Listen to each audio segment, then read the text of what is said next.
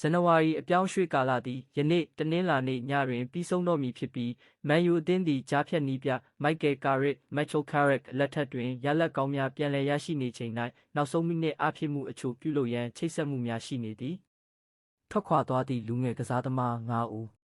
ဒီလအတွင်းမန်ယူအသင်း၏လှုပ်ရှားမှုအများစုမှာအသင်းမှထွက်ခွာမှုများသာဖြစ်သည်လက်ရှိတွင်လူငယ်ကစားသမား9ဦးထွက်ခွာသွားပြီးဖြစ်သည်Race Bennett, Fleetwood Town သို့အပြီးသက်ပြောင်းရွှေ့ Joe Hugill, Kilmarnock သို့အပြီးသက်ပြောင်းရွှေ့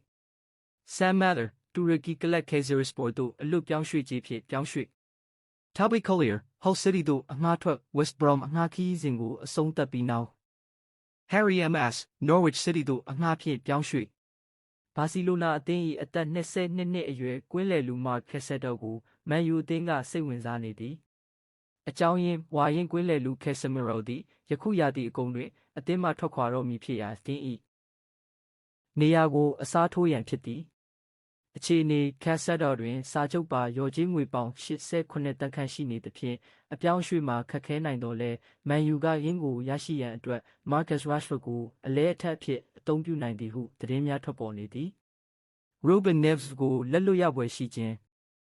မန်ယူအသင်းကြာရှည်စွာပြစ်မှတ်ထားခဲ့သည့်ဝုတ်ကစားသမားဟောင်း Ruben Neves သည်အင်္ဂလန်သို့ပြန်မလာတော့ဘဲလက်ရှိကလပ်အလောအသင်းတွင်သာစာချုပ်သစ်ချုပ်ဆိုရန်နှိစက်နေသည်